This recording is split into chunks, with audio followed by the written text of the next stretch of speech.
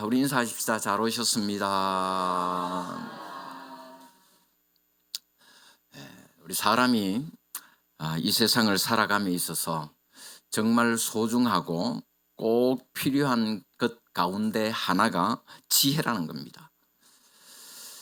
초대교회 당시에는 그리스 철학이 사람들의 사상을 지배하던 그런 시대였습니다. 그래서 그리스 철학의 영향을 받은 사람들은 세상에서 가장 중요한 것이 지혜라고 생각했고, 말을 잘하는 사람이 지혜가 있는 사람이다, 그렇게 생각했습니다. 그래서 사람들은 수사학을 배우고 웅변을 배우고 어떻게 하면 말을 유창하게 잘하고 어떻게 하면 참 말을 잘해서 다른 사람을 이렇게 설득하고 할 수 있을까, 거기에 관심을 가졌습니다. 고린도 사람들 역시 그런 영향을 받아가지고 지혜에 관심을 가진 사람들이 많이 있었습니다. 바울은 그런 고린도 사람들을 향해서 지혜가 무엇인가 하는 것을 가르쳐 주고 있습니다. 이미 바울은 인간의 지혜가 아무 필요 없다 하는 것을 말했습니다. 그럼에도 불구하고 다시 지혜를 언급하고 있는데, 온전한 자들 중에서는 지혜를 말하노니, 온전한 자들 중에서는 지혜를 말한다. 그 당시에 이방 종교에서는 자기들 종교의 진리를 깨달은 사람을 가리켜서 온전한 사람이다 그랬습니다.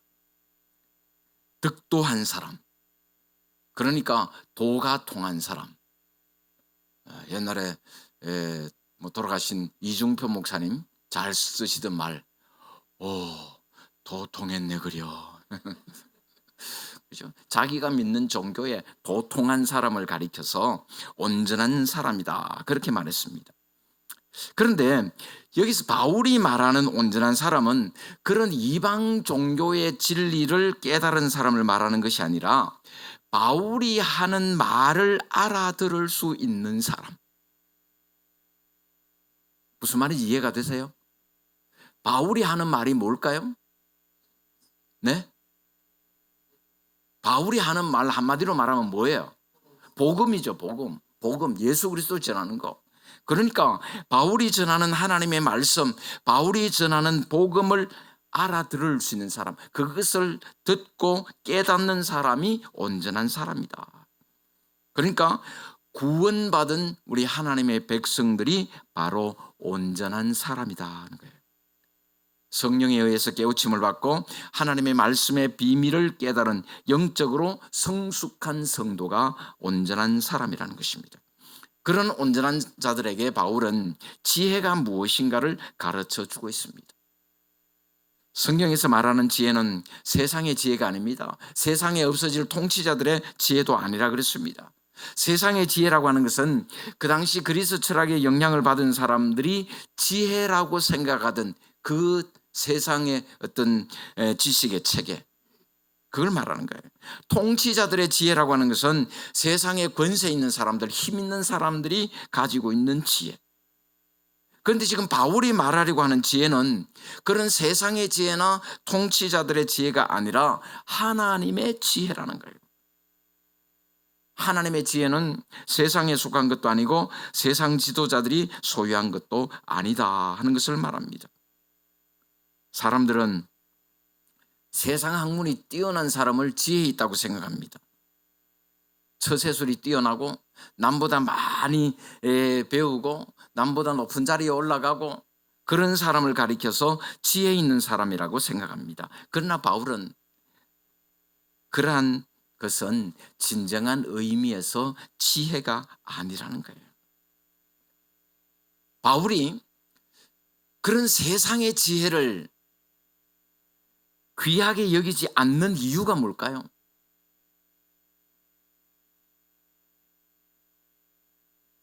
여러분, 지혜 있는 분들이에요.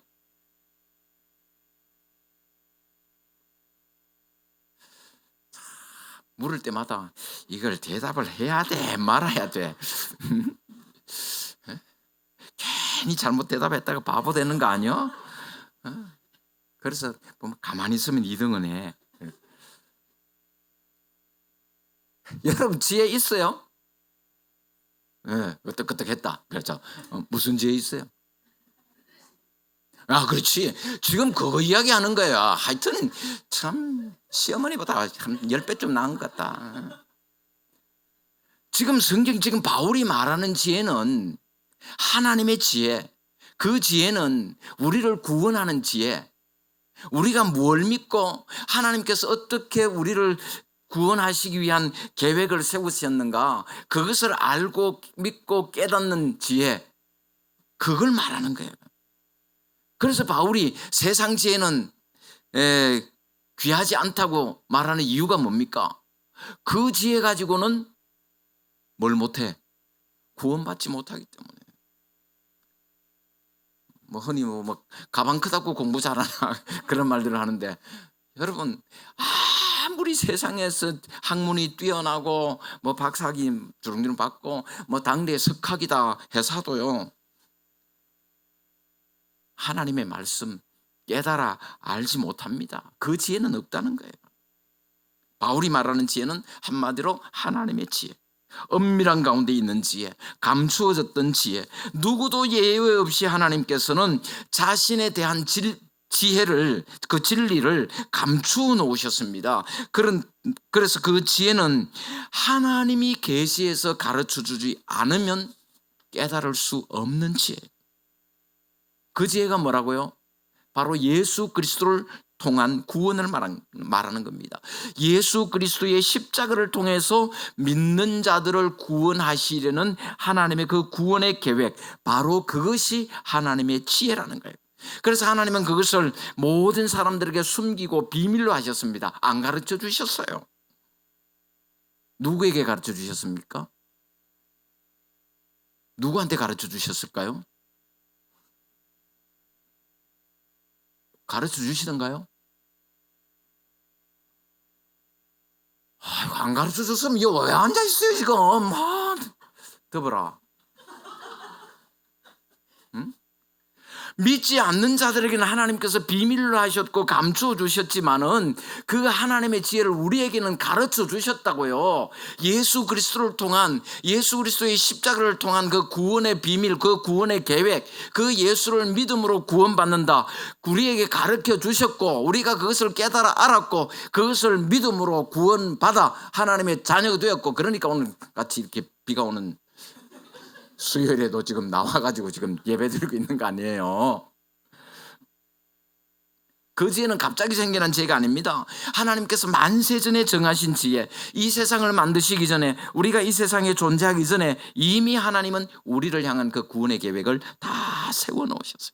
우리를 구원하셔서 하나님의 자녀 삼으시려는 그 영광스러운 계획을 창세전에, 우리가 세상에 존재하기도 전에 이미 다 계획을 세워놓으셨습니다. 그 놀라운 하나님의 구원의 계획, 그것이 바로 성경이 말씀하고 있는 하나님의 지혜라는 거예요. 여러분, 하나님의 지혜가 있습니까? 그래도 5명밖에 대답 안 합니다. 그 하나님의 지혜는 세상 지혜로는 결코 깨달을 수도 없고 알 수도 없습니다. 8절에 보니까 이 지혜는 이 세대의 통치자들이 한 사람도 알지 못하였나니 만일 알았더라면 영광의 주를 십자가에 못 박지 아니하였으리라. 그들이 만일 알았더라면 예수님을 십자가에 못 박지 않았을까요? 인간을 구원하시려는 하나님의 계획을 알았더라면, 예수님께서 자신들을 구원하기 위해서 세상에 오신 분임을 알았더라면 과연 그들이 예수님을 십자가에 못 박았겠습니까? 인간들은 자신들의 무지함 때문에 예수님을 십자가에 못 박고 말았습니다. 그 무지는 바로 하나님의 지혜에 대한 무지인 거예요. 하나님께서는 예수 그리스도의 십자가를 통해서 믿는 자들을 구원하시려는 그 계획을 세상 사람들에게는 감추셨습니다. 9절에 이렇게 말씀합니다. 기록된 바 하나님이 자기를 사랑하는 자들을 위하여 예비하신 모든 것은 눈으로 보지 못하고 귀로 듣지 못하고 사람의 마음으로 생각하지도 못하였다 함과 같으니라. 하나님께서 자신의 독생자를 내어주시면서까지 믿는 자들을 구원하시려고 하셨다고 하는 사실은 아무도 알지 못했어요. 세상 지혜로는 알 수도 없고 들을 수도 없고 생각할 수도 없는 일. 여러분 생각해 보세요. 남을 살리기 위해서 자기 아들을 죽인다? 그 있을 수 있는 일이에요? 그런 얘기 들어보셨어요? 남을 살리기 위해서 내 아들을 죽인다. 그런 얘기 인간의 상식으로도 있을 수 없고 생각할 수도 없는 일이에요.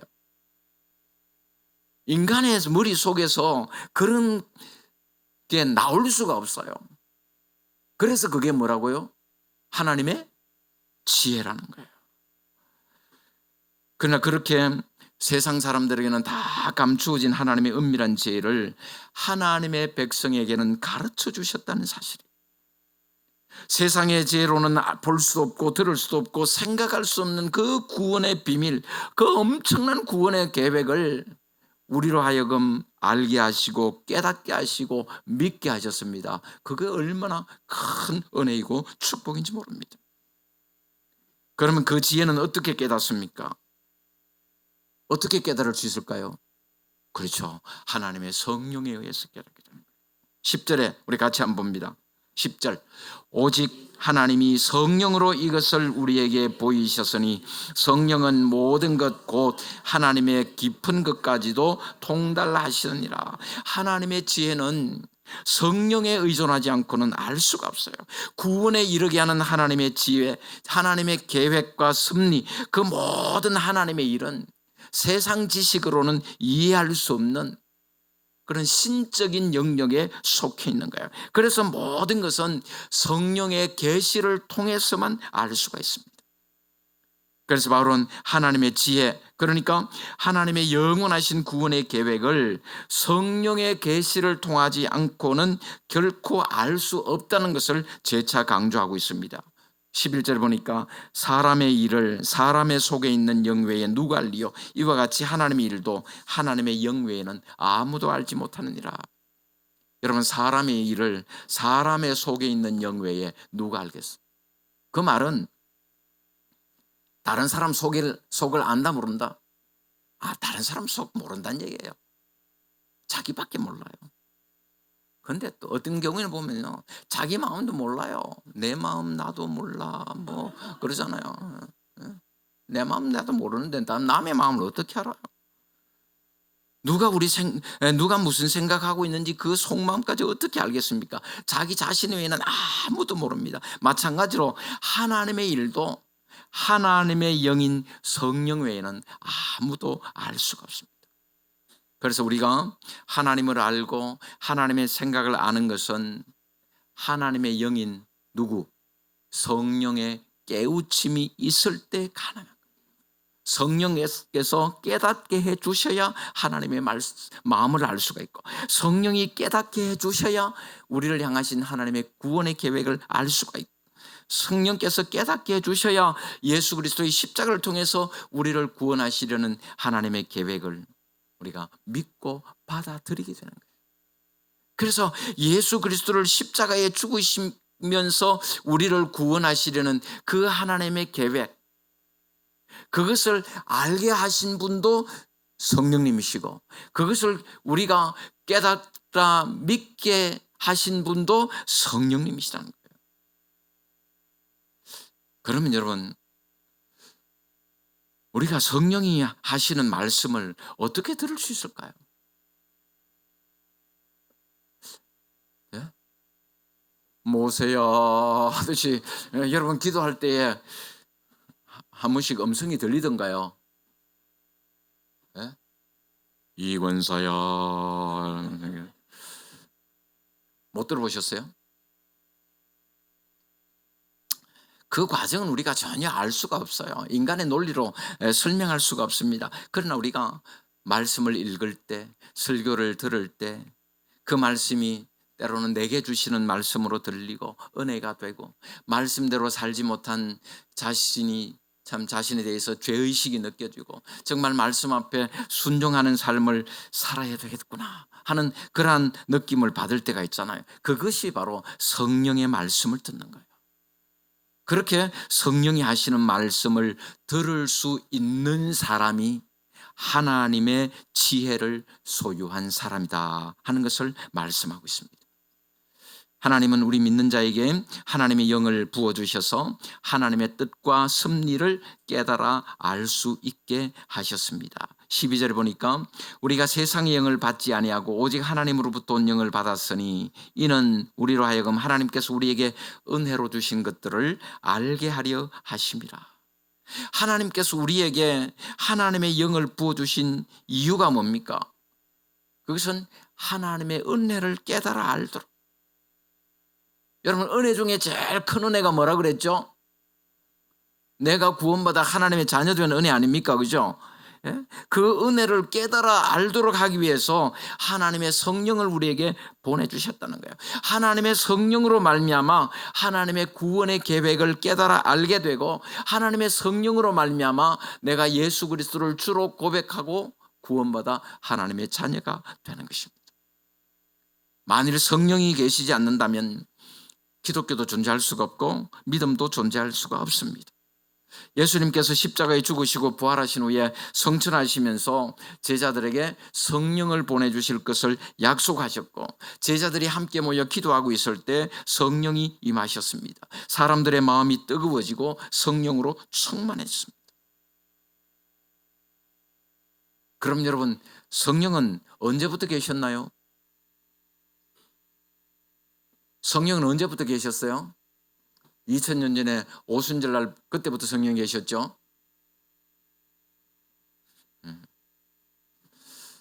성령은 영원 전부터 계셨습니다. 그죠? 성부, 성자, 성령, 삼위 하나님은 영원 전부터 삼위 하나님으로 계셨어요. 그러다가 오순절에 성령께서 각 사람의 마음에 임하셔서, 성령께서 제일 먼저 하신 일이 뭡니까? 예수님의 죽으심과 나의 죄를 연결시키는 깨달음을 주신 거예요. 그것이 하나님의 지혜라는 거예요. 예수님께서 나의 죄 때문에 십자가에 죽으셨구나, 그것을 깨달아 아는 것이 지혜예요. 만일 성령께서 인간의 마음에 그런 깨달음을 주시지 않았다고 한다면 예수님께서 십자가에 죽으셨다고 할지라도 그것이 자신의 죄 때문이라고 생각할 수 있는 사람 아무도 없어요. 쉽게 말하면 예수 안 믿는 사람, 하나님의 지혜를 소유하지 못한 사람, 예수님께서 십자가에 죽으신 것이 자기 죄 때문이라고 믿는 사람 있나요, 없나요? 아무도 없어요. 하나님의 지혜를 소유한 사람, 하나님께서 우리를 구원하시기 위해서 예수 그리스도를 십자가에 내어주셨다, 그 하나님의 지혜를 깨달아 아는 사람만이 그것을 믿고 받아들이고 구원받게 되는 것입니다. 그러므로 가장 지혜 있는 사람이 어떤 사람입니까? 자신이 죄인임을 깨달아 아는 사람, 예수 그리스도께서 자신을 위해서 십자가에 죽으셨다는 사실을 깨달아 아는 사람, 그래서 하나님이 예수 그리스도로 말미암아 은혜로 주시는 놀라운 구원을 이루는 사람, 그 사람이 가장 지혜 있는 사람이에요. 쉽게 말하면 오늘 이 자리에 있는 우리가 가장 지혜로운 사람들인 줄로 믿습니다. 이처럼 예수님께서 우리 죄를 위해 죽으시고 그 사실을 믿음으로 구원받는다는 것은 결코 인간의 지혜 가지고는 깨달아 알 수 없는 일이었습니다. 하나님이 주시는 지혜가 있어야만 깨달아 알 수 있는 거예요. 13절에 보니까 우리가 이것을 말하거니와 사람의 지혜가 가르친 말로 아니하고 오직 성령께서 가르치신 것으로 하니 영적인 일은 영적인 것으로 분별하느니라. 여기서 말하는 사람의 지혜는 아까 말씀드린 그리스 철학에 영향을 받은 사람들의 철학적이고 수사학적인 그러한 사람의 가르침을 말합니다. 그 당시의 사람들은 그런 것들을 지혜라고 생각했습니다. 누군가를 가르치고 설득할 수 있을 정도로 말을 잘하는 사람을 지혜 있다고 생각했습니다. 그런데 문제는 그런 사람의 지혜로는 결코 하나님의 뜻을 분별할 수 없다는 거예요. 여러분, 오늘도 많은 사람들이 스스로 지혜 있다고 생각합니다. 자기는 남들보다 많이 배웠기 때문에 지혜가 있다고 생각합니다. 전문적인 지식이 있기 때문에 지혜가 있다고 생각합니다. 물론 자신이 전공한 분야에 어떤 전문적인 지식이나 지혜를 가지는 것 좋은 일입니다. 그러나 아무리 세상적인 학문이 뛰어나도 그것 가지고 예수 믿고 구원받는 지혜가 생기는 것은 아니라는 거예요. 여러분, 소위 뭐 당대의 석학이다 그런 사람들 있잖아요, 그죠? 그런 사람들을 보면요, 하나님의 말씀 믿지도 못하고 받아들이지도 못하는 사람 얼마나 많은지 몰라요. 하나님을 부정합니다. 인간의 지혜와 지식 가지고는 결코 하나님을 알 수 없고 믿을 수 없고 하나님의 뜻을 분별할 수도 없는 거예요. 그럼 어떻게 분별합니까? 영적인 일은 영적인 것으로 분별한다. 그러니까 영적인 일, 곧 하나님의 지혜는 사람의 지혜로 알 수가 없고 성령의 가르침에 의해서만 알 수 있다는. 그래서 바울은 사람의 지혜가 가르친 말로 하지 아니하고 성령께서 가르치신 것으로 했다고 말하고 있는 것입니다. 그런 의미에서 우리는 모두 다 성령의 사람들인 줄로 믿습니다. 그럼 여러분, 성령의 사람의 특징이 뭘까요? 성령의 사람의 특징은 자신의 생각이나 행동을 하나님과의 관계에서 생각하는 사람이에요. 세상의 영을 받은 사람은 세상 사람들의 사고방식에 따라서 생각하고 행동합니다. 그러나 하나님의 영인 성령을 받은 사람은 모든 일을 하나님과의 관계에서 생각하고 행동하는 거예요. 어떤 생각을 하고 어떤 일을 함에 있어서 하나님을 의식합니다. 내가 이렇게 생각하는 것을 하나님께서 어떻게 보실까? 내가 이렇게 행동하는 것을 하나님께서는 뭐라고 말씀하실까? 그렇게 생각하는 것을 영적인 사고라 그래요. 그래서 우리 성령의 사람들은 영적인 사고를 해야 돼요. 자신의 삶에 있어 모든 것을 영적인 안목으로 보고 영적인 생각을 하는 것이 정말 중요합니다. 그런데 문제는 항상 그렇지는 못하다는 거예요. 우리가 영적일 때가 많잖아요, 그죠? 뭐 대답은 안 하실 거니까 뭐. 우리가 영적일 때가 많아요. 그래도 우리가 예수 믿는 사람이고 하나님의 자녀니까 그래도 말씀대로 살아야지. 내가 이렇게 살면 하나님이 좋아하실까? 내가 이런 말 하면 기뻐하실까? 늘 생각을 하는데 문제는 항상 그렇지는 못하다는 거예요. 그럴 때도 있지만 그렇지 못할 때도 있다는 거예요. 만약 자신의 문제를 하나님의 눈으로만 볼 수 있다면 신앙생활에 고민이나 갈등은 없을 겁니다. 늘 하나님의 사랑에 감격해서 기쁘 뛰며 감사할 겁니다. 그러나 영적으로 생각하려고 애를 쓰다가도 또 보면은 세상적인 기준에서 보면은 때로는 마음이 상하고 또 절망에 빠지기도 하고 때로는 하나님의 사랑을 의심할 때도 있고 그렇습니다.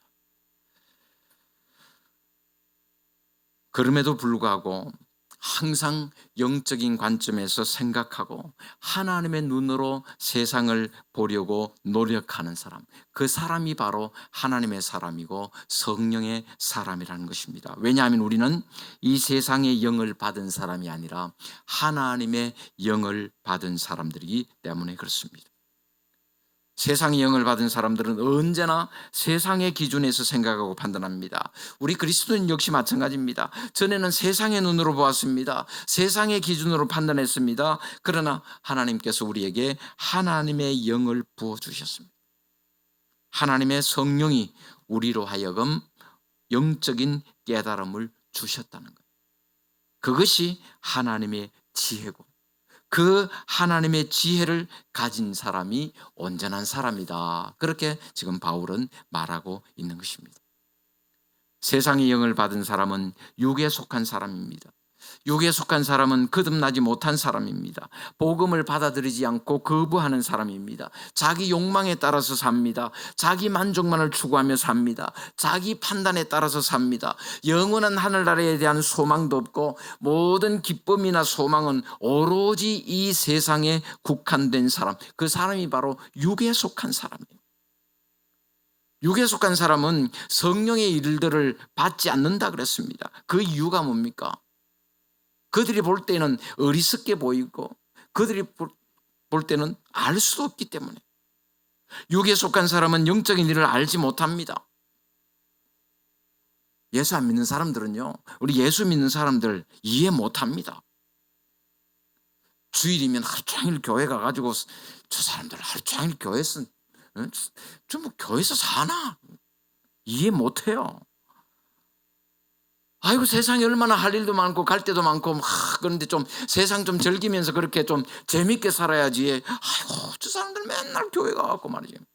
교회 가면 월급 주나? 맨날 댕기는 뭐 하나 주 뭐.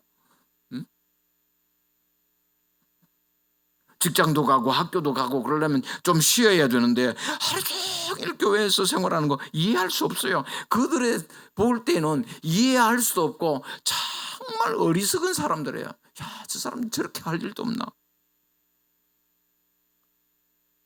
어쩌면 안식일이 우리에게는 쉼이 없는 그런 날일 수도 있습니다. 하루 종일 예배하고 섬기고 봉사하는 날입니다. 어쩌면 더 피곤하고 더 힘든 날일 수도 있습니다. 그러나 안식일은 단순히 육체적인 쉼의 문제가 아니라는 거예요. 우리 그리스도인들이 함께 모여서 하나님께 예배 드릴 때에 육체적인 휴식 그 이상의 일이 일어나는 겁니다. 단순한 재충전이 아니라 새로운 능력을 힘입게 됩니다. 그냥 쉼으로써 재충전하는 것이 아니라 하나님 앞에 나와 예배하는 가운데 하나님께서 주시는 새 힘을 공급받게 되는 것입니다. 그러므로 우리 그리스도인에게서 예배의 기쁨을 빼앗아 간다면 얼마 못 가서 탈진하고 쓰러집니다. 우리는 세상 힘으로 사는 사람들이 아니거든요. 하나님의 말씀을 듣지 못하면 신앙생활이 풍성하지 못합니다. 하나님의 은혜를 받지 못하고 필요한 능력을 공급받지 못하면 우리는 승리하는 삶을 살 수가 없는 것입니다. 하나님의 백성은 자기 힘으로 사는 것이 아니라 언제나 하나님이 주시는 힘으로 살기 때문인 줄로 믿습니다. 따라서 하나님의 지혜를 가진 사람은 모든 것을 판단하지만 다른 누구의 판단도 받지 않는다고 말씀합니다. 우리 15절 16절 같이 보겠습니다. 신령한 자는 모든 것을 판단하나 자기는 아무에게도 판단을 받지 않으니라. 누가 주의 마음을 알아서 주를 가르치겠느냐? 그러나 우리가 그리스도의 마음을 가졌느니라. 여기서 신령한 사람은 어떤 사람입니까? 신령한 사람 어떤 사람?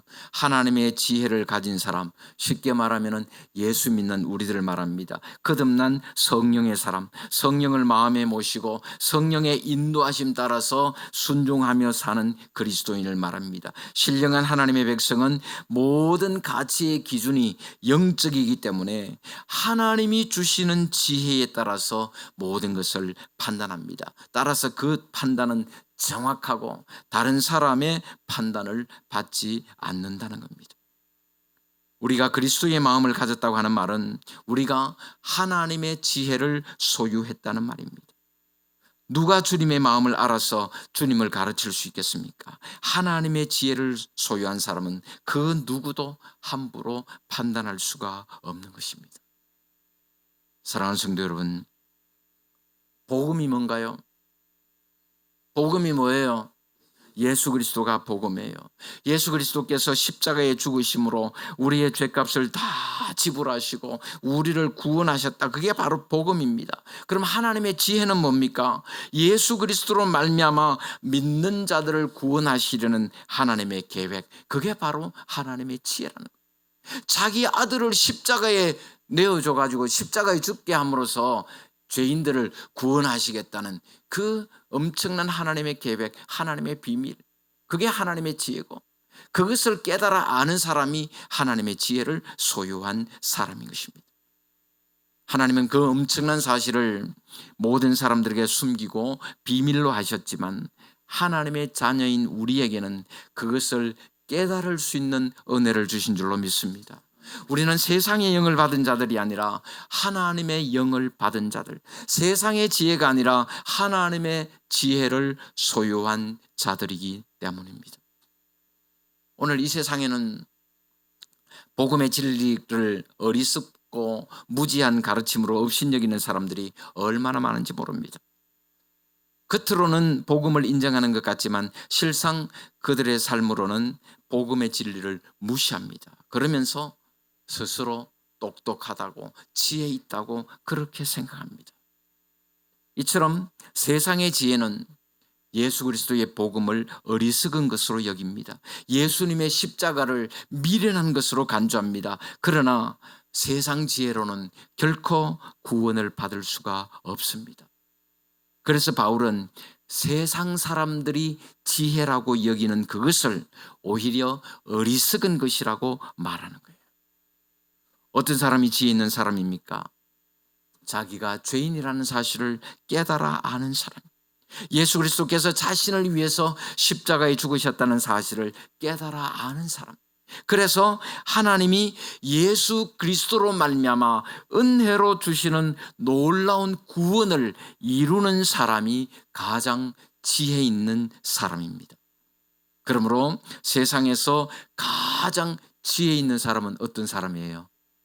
바로 예수 믿는 우리가 가장 지혜 있는 사람들인 줄로 믿습니다. 우리에게는 우리가 깨달은 이 놀라운 구원의 비밀을 전해야 될 사명도 있습니다.